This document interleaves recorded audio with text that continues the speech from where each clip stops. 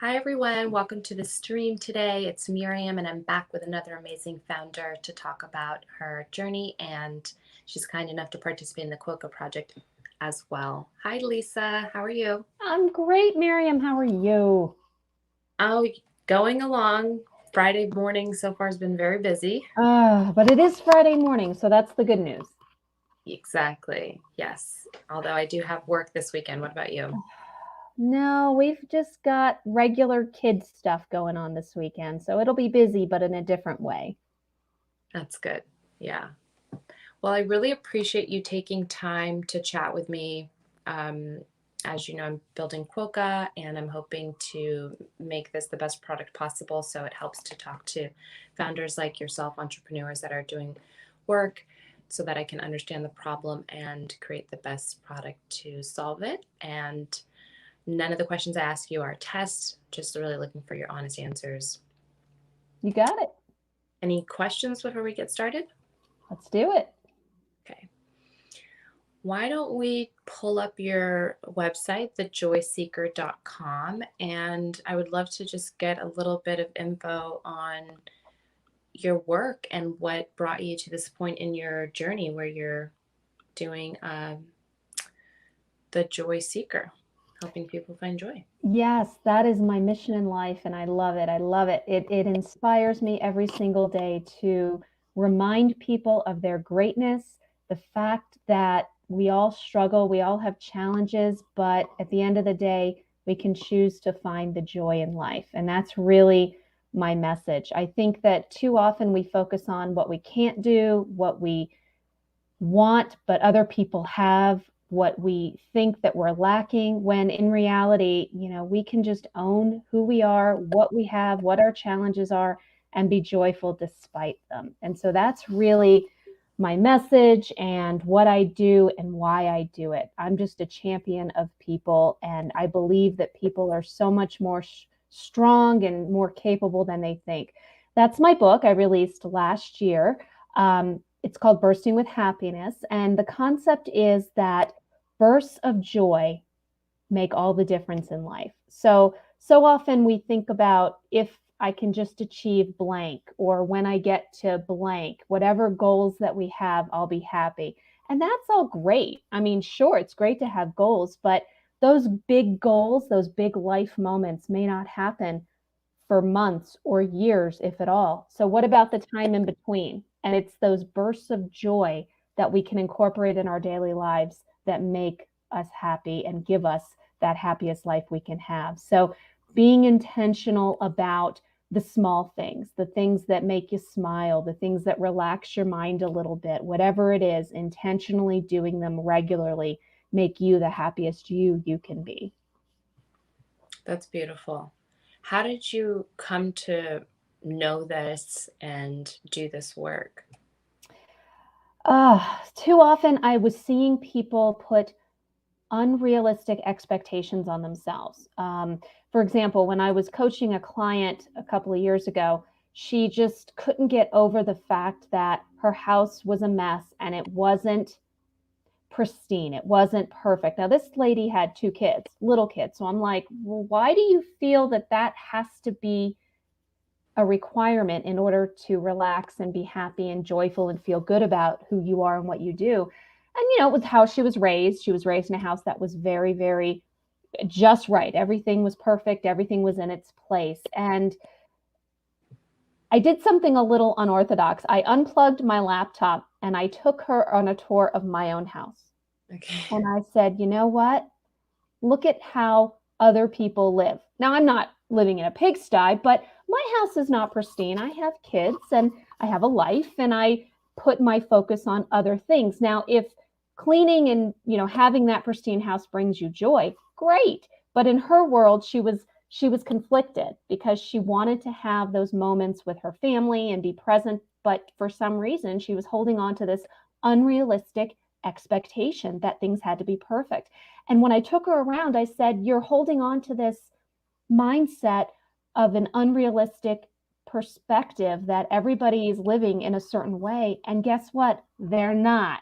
And you could see it in her face, like, why am I holding myself to such an unrealistic expectation. It's ridiculous. And I could see the freedom in her eyes and like, you know what?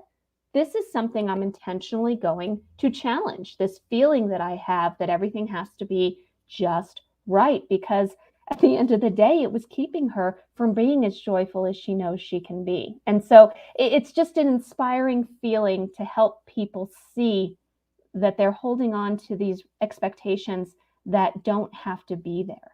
And Mm-hmm. then there's the other perspective of this idea that everybody's got everything all figured out.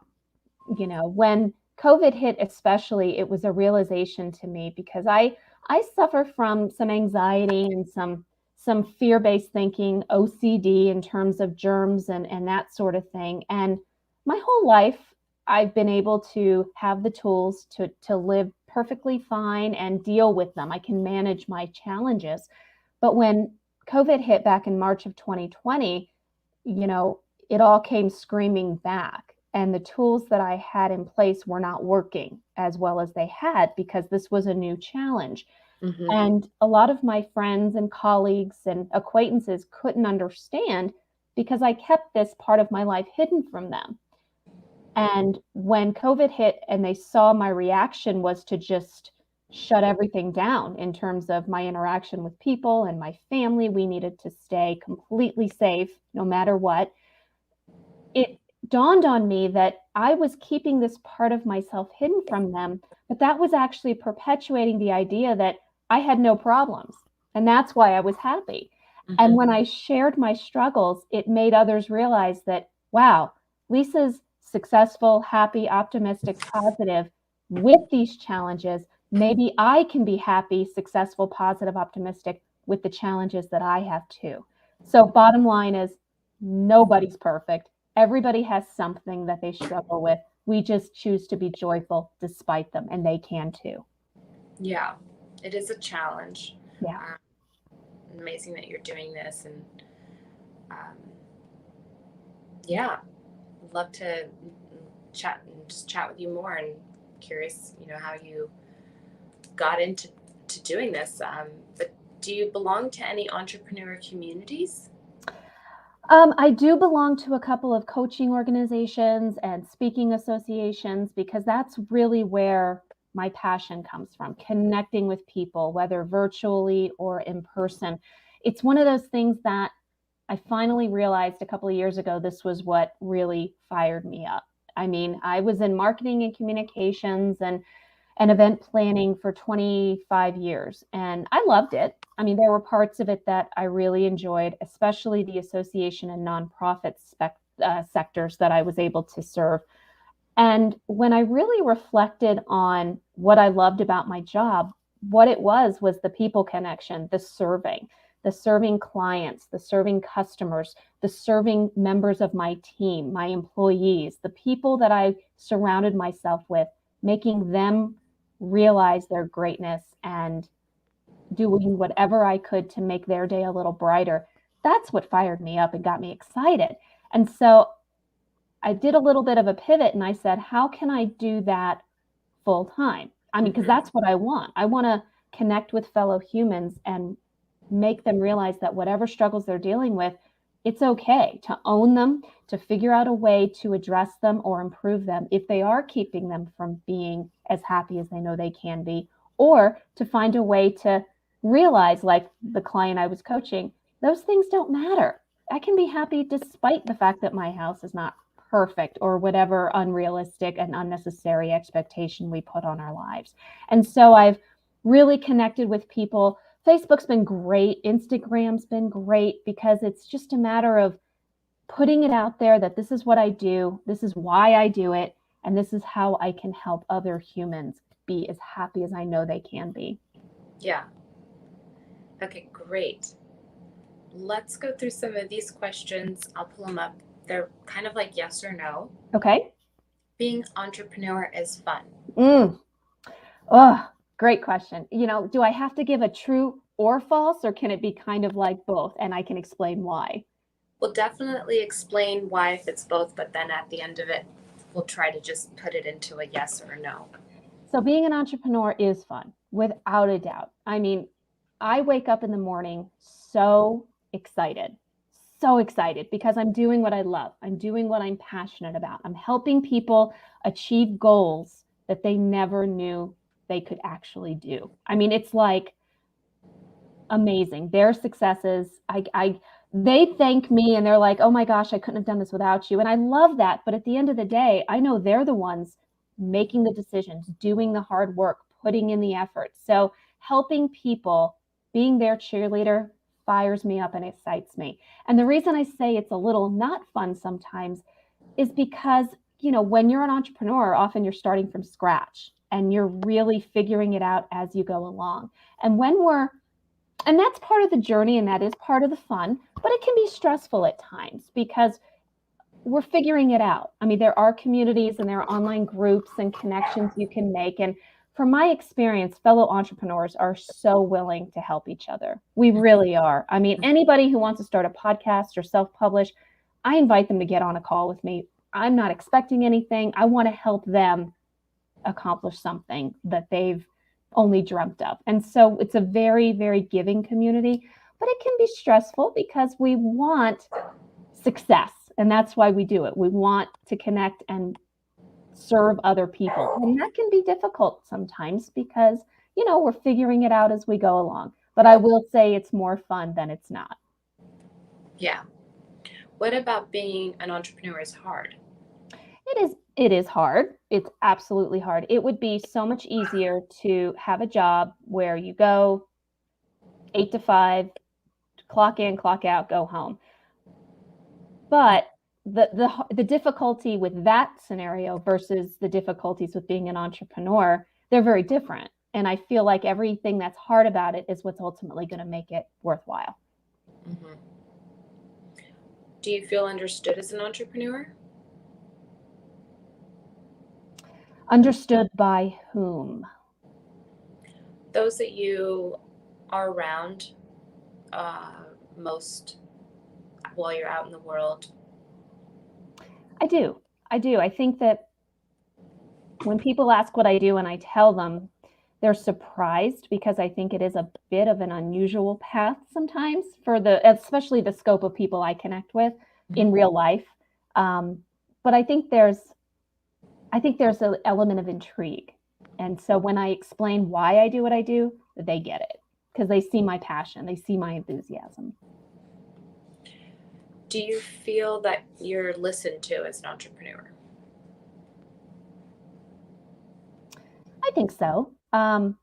It depends on who I'm talking to. I think that you have to talk to people using the language and the incentives and the motivators that connect with them, that resonate with them. So one of my theories is when, you are a manager of a team, if you can get to know and really offer human connection with your employees, with your staff, they're going to produce so much stronger and so much more passionately than they would otherwise. And so when I explain that and connect with managers and they see the results of that, yeah, they listen because I can show the data that proves that treating your people like people has an impact on your bottom line.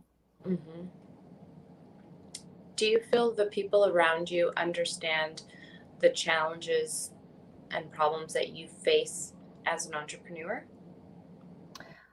I do. I'm very lucky to have my family who supports my efforts. And, when you become an entrepreneur and you leave an 8 to 5 full-time professional job, initially there can be that salary discrepancy, if you will, because things are not guaranteed when you're on your own. And so you have to be a little more nimble and you have to be a little more scrappy in terms of how you get your message out.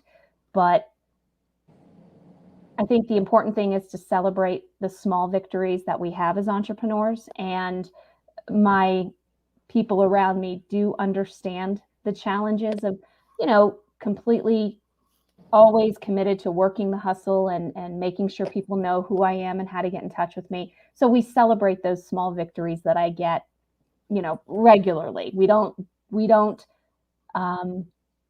not acknowledge every success, every positive interaction, every connection. And I appreciate the fact that those little wins are going to continue to build to the bigger ones. Would you say that life as an entrepreneur is depressing at times? Yes, I would say that you have your moments of what am I doing? And I see this with my clients too. Many of them are entrepreneurs and they're following their dream of being, a full-time, whatever, creative profession they have. And so there are moments and there are times where they question, and they get into that space of what am I doing? This is never going to work. I'm never going to be successful. And as a coach, that's part of what I do is listen. And personally as well, I allow myself to feel those feelings because it's normal. Mm-hmm. It's normal. Those roadblocks, they're not the end of the road, but they're a bump. And when you see them in that way and expect them, it's a lot less depressing.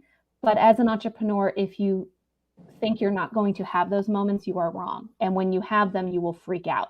So the important thing is to recognize that that's part of the journey and not to make any drastic decisions during those moments. The next day is a new day.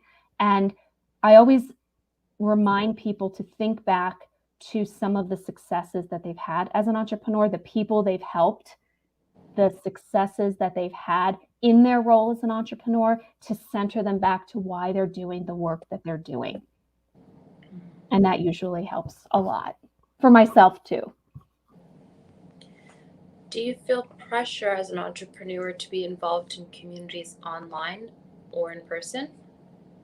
I think communities are huge. I think that, like I said, we're all in this together. I mean, yes, we're competing potentially depending on the specific sector we're in, but I have yet to find someone who isn't willing to connect me with somebody else who can help me with a question I'm having, or myself when somebody reaches out, I spend time with them, helping them achieve their goals, because we really recognize the scope of what we're trying to do. Most entrepreneurs are trying to make a difference in the world. We're trying to be the best us that we can be and help others do it too. And at the end of the day, I think that it's such a cool community, and it really makes sense to connect ourselves with others who are in the same boat and going through the same journey. And as far as communities online of potential clients, absolutely. And in person, absolutely. I mean, the in-person stuff right now, obviously, I wish we could do more of it. But I think that the online stuff is great because the world has become a lot smaller. If we can say anything positive about this COVID nightmare, it's that we've connected with people from the convenience of our own home who aren't even located anywhere near us. So that's, as entrepreneurs, some really cool opportunities there too. Mm-hmm. Do you enjoy helping others and solving problems? 100%.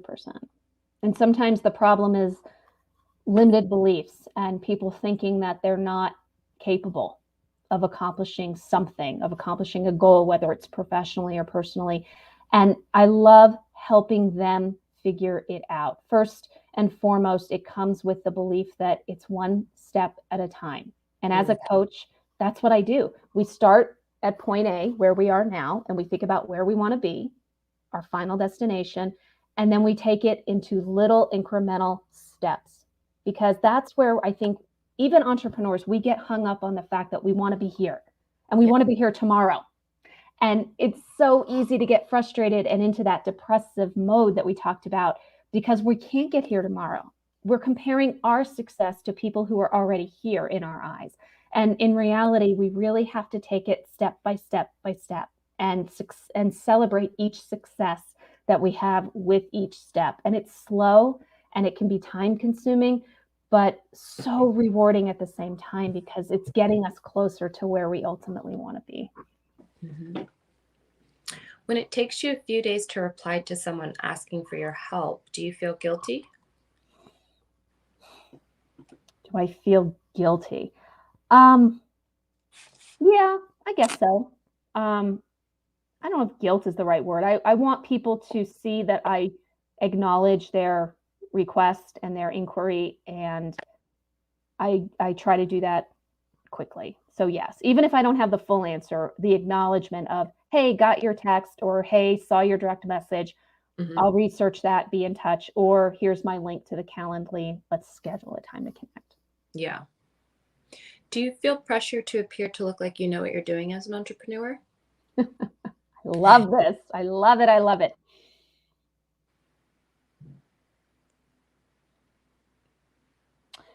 Oh, I love this. Yes. I think there's an aspect of wanting to invoke confidence in what I do, because nobody wants to work with a hot mess, right? But Right. I think it's important to also acknowledge that we're figuring it out as we go along. And when someone asks me a question, whether it's a fellow entrepreneur or client, and I don't know the answer, I don't BS my way around it. Hey, that's a great question. I have no idea, but I bet I know someone who does know the answer. And here's who it is, or here's how I'm going to find it out.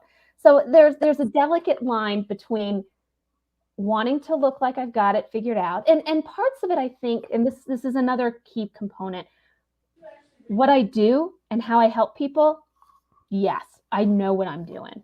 I get that, because my authentic self is to help people. And like a photographer, they know their work, they know their photography, or um, somebody who works as a consultant to help people with their finances, they know that part of their work. That, no doubt, that's, they can do that with their eyes closed all day long, every day.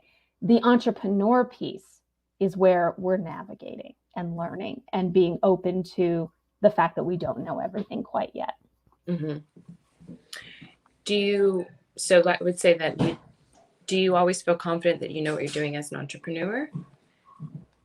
Okay. No, Right. definitely not. Well, do you have people that you can speak to about your deepest thoughts and challenges about being an entrepreneur? Yes, Do you feel comfortable asking for help when you need it? absolutely. Okay, really good. That was awesome. If you were giving advice to an aspiring entrepreneur,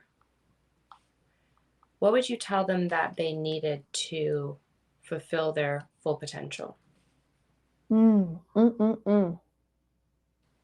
Passion, patience, and perseverance. It's not going to happen tomorrow. It's just not. And it's important for them to celebrate every success that they have, even if their first few clients are pro bono and they're not making any money. It's all laying the foundation for where they're ultimately going to be. And they just have to keep working and keep pounding the pavement and keep talking about who they are and going back to their why. Why am I doing this?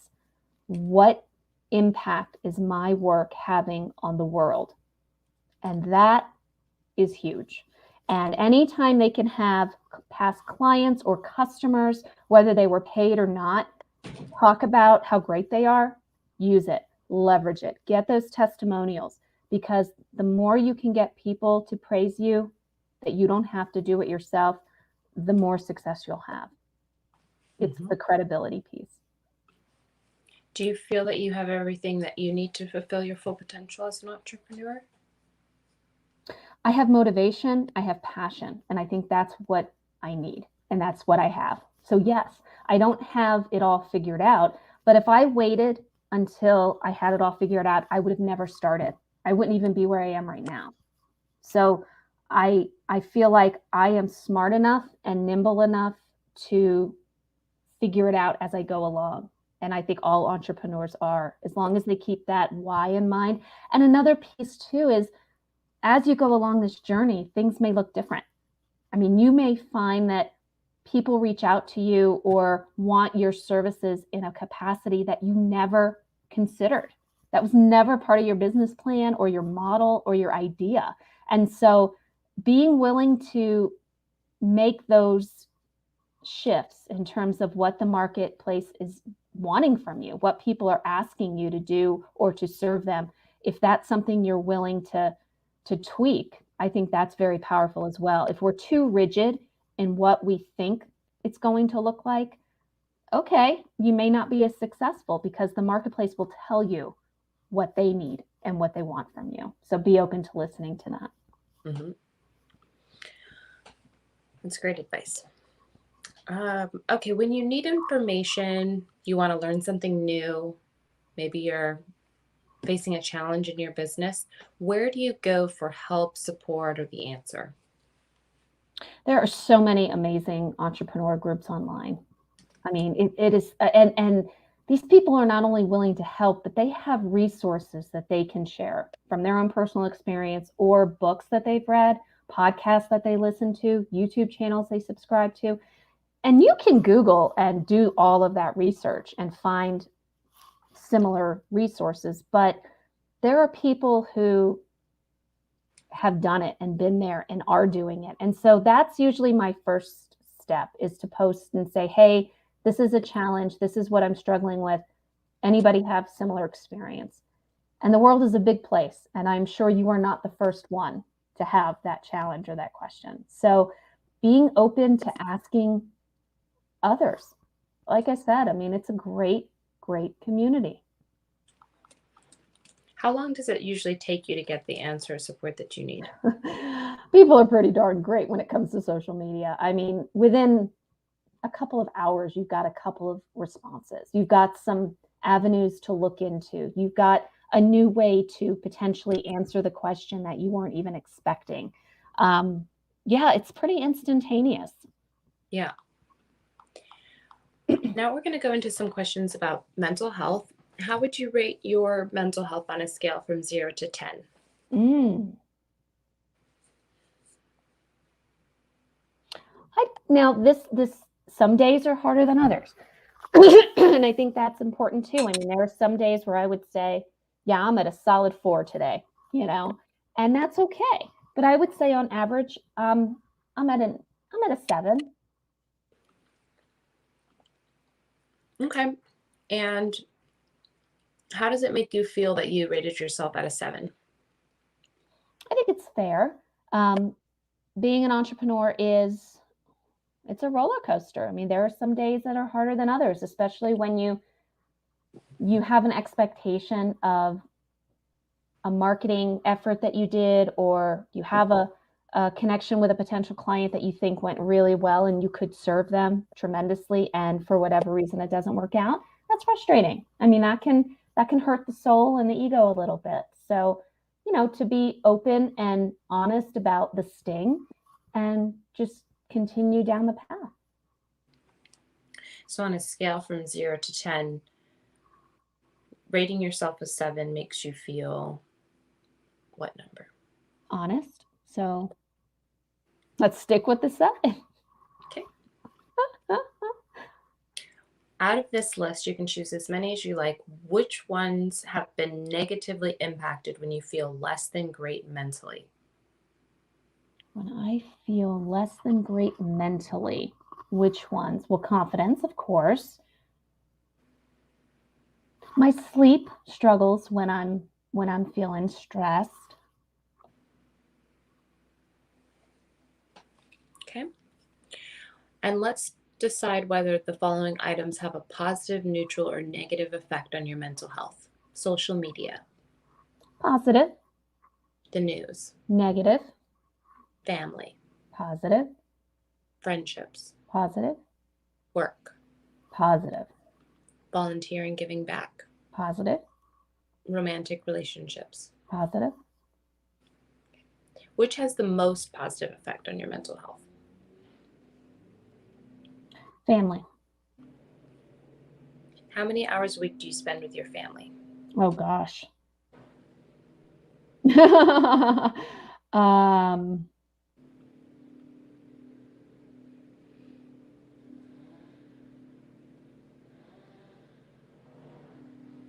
40, 50, 50. Okay. What do you do to help support or manage your mental health? Hmm.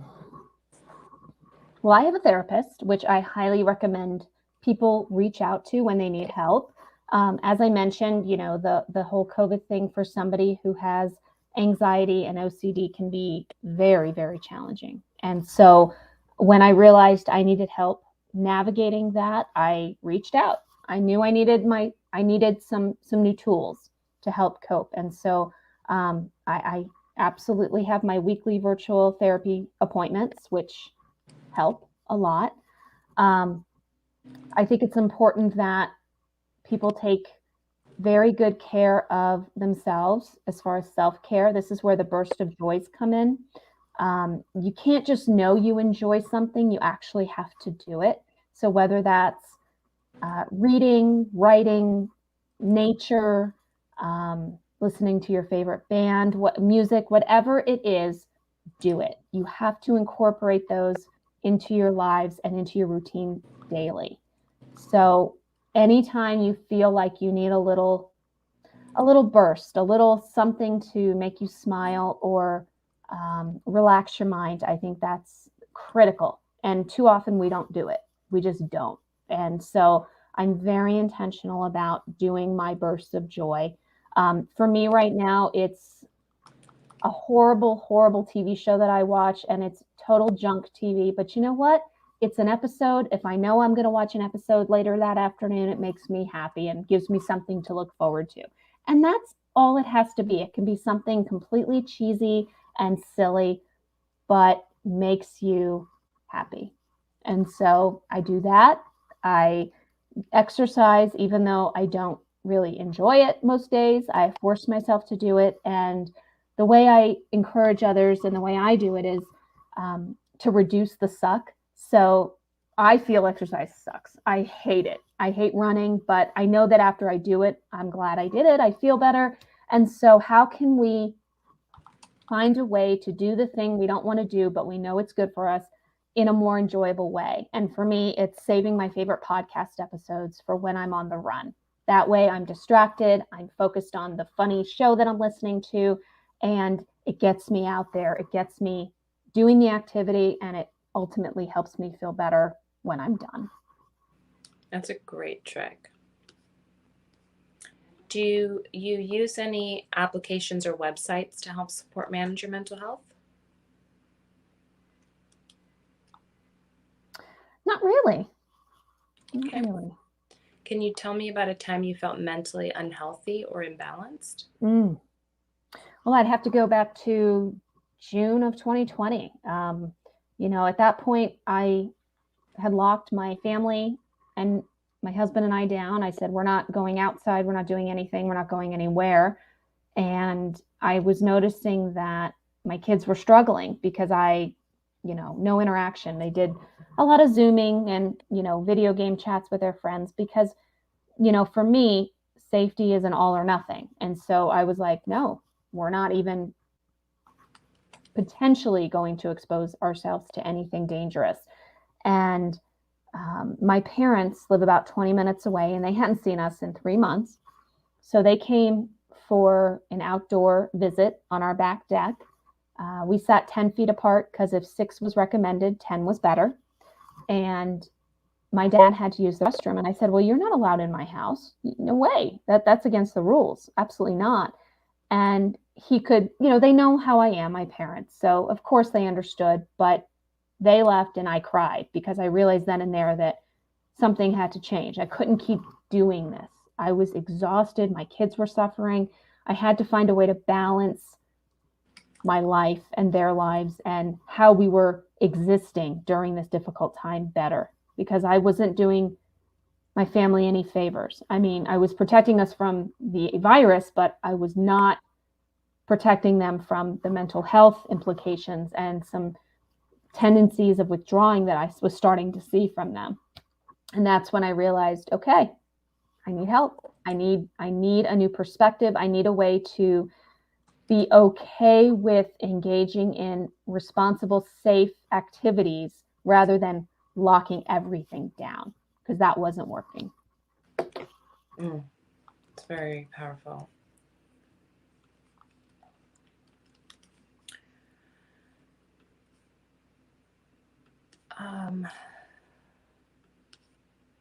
Do you need any support that you're not receiving to help manage your mental health? No, I feel really good. The therapist has been great. The therapy has been great. The thing with mental health too is when we realize that it's keeping us from being as happy as we know we can be, and we reach out and get that help, it's uncomfortable. I mean, it is so, so uncomfortable, both initially reaching out for the help and actually doing the things and the strategies that my doctor suggests. I mean, when, we started talking about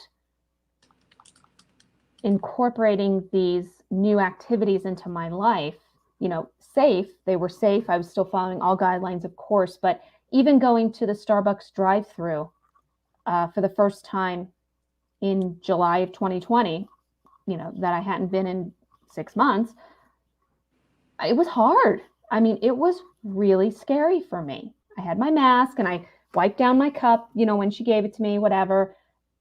But that was really hard. And it would have been a whole lot easier to just say, you know what? I'm not doing it. I'm just not. But I knew I needed to accept the discomfort that I was feeling in order to get where I ultimately wanted to be, which was to be able to function again for myself and for my kids. And so I forced myself. I was so uncomfortable, but I forced myself and I said, you're doing this.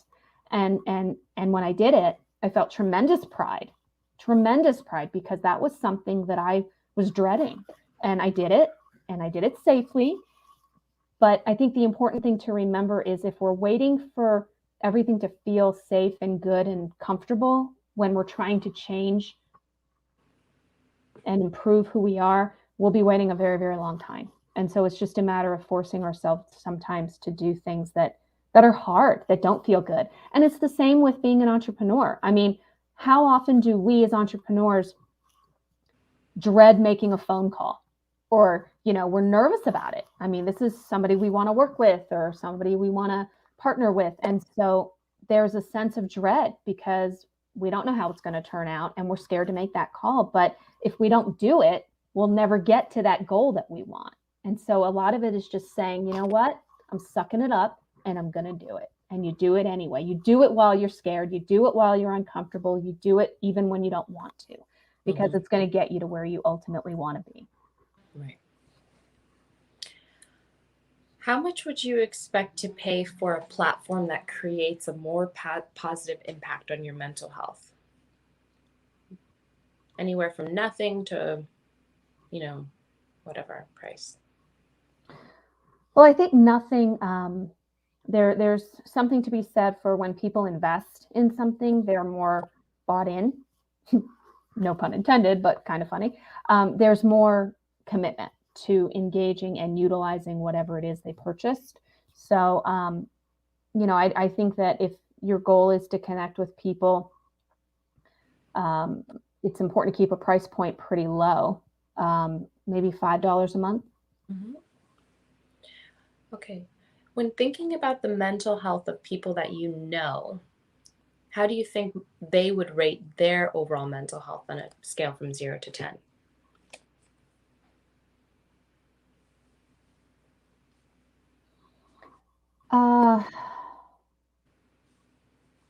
Probably a 7.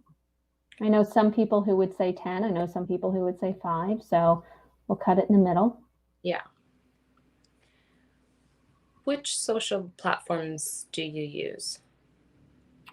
Twitter, although I'm not very active on it. So if anybody wanted to reach out to me, I would say Instagram or Facebook would be better, at Lisa Dimino White, Dimino. Clubhouse, yep.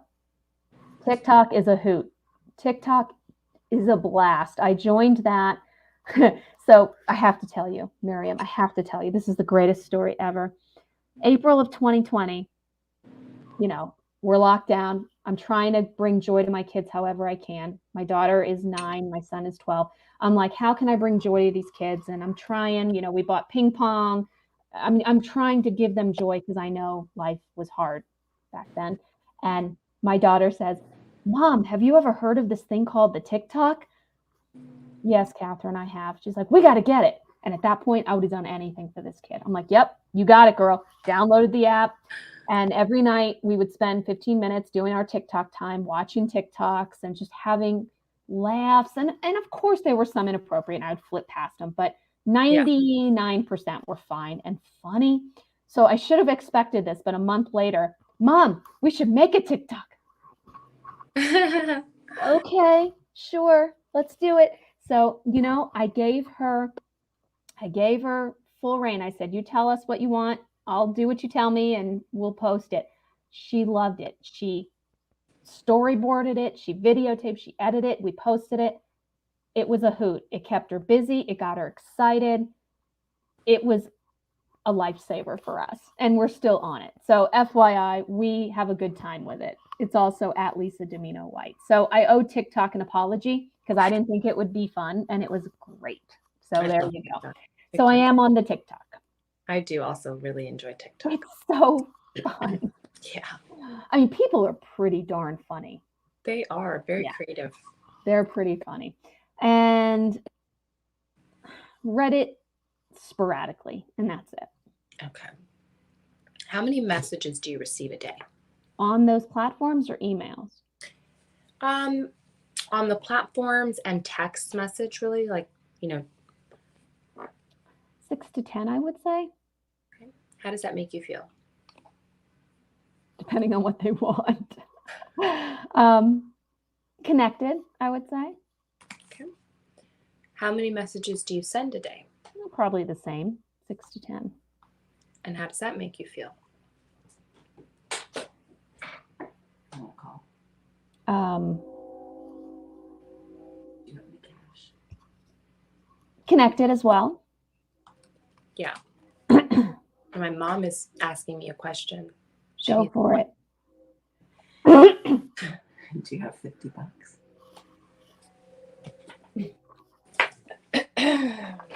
Sorry. No worries.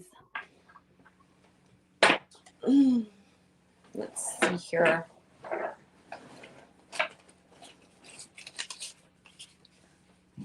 You're welcome. Okay. Okay, so now I'm going to send you a link to give me some live feedback. If you could share your screen, that would be great. And then just kind of think out loud. Let me send it over to you. As you're going through this link.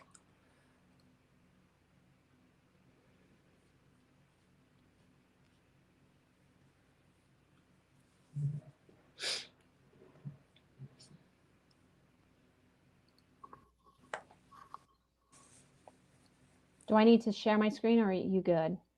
That would be great, just so we can see whatever you're talking about when you're seeing it.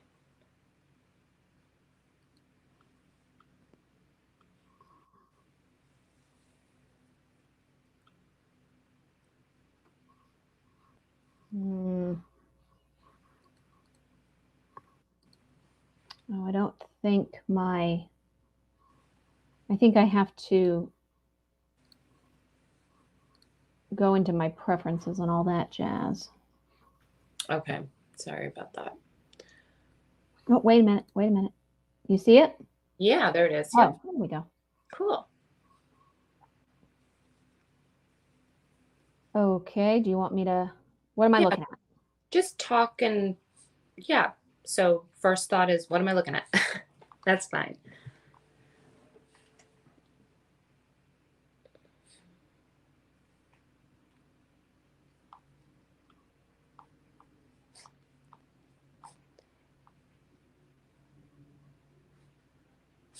How would you describe this website in a few sentences and its purpose? What do you think this website purpose is? Well, it looks like it's trying to connect entrepreneurs with each other.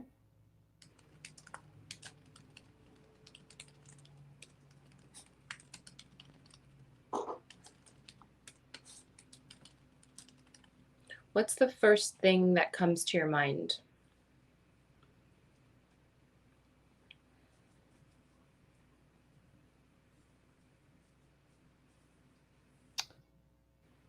Um,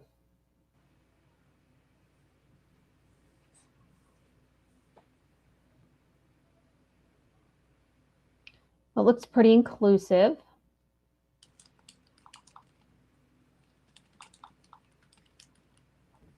Okay.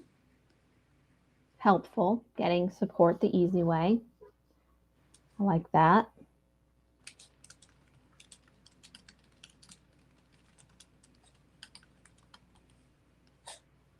Any concerns?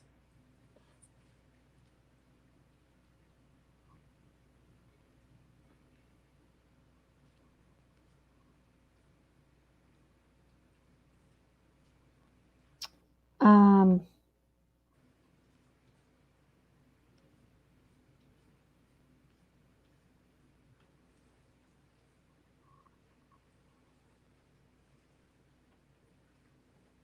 oh, I do use Slack, by the way.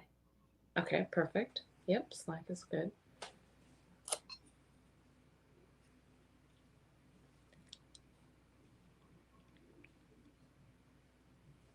I think it's interesting that you're connecting mental health to being an entrepreneur.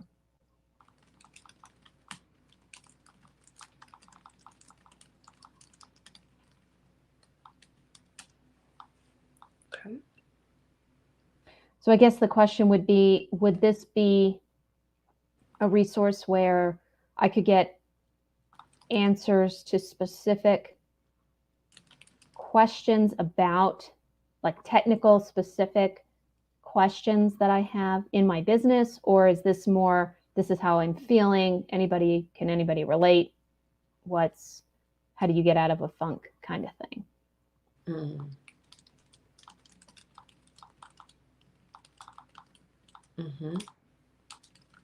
Okay. It's very, very good feedback.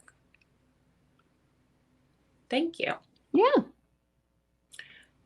Do you want to be subscribed to my email list? You do not have to, because I understand we get so many.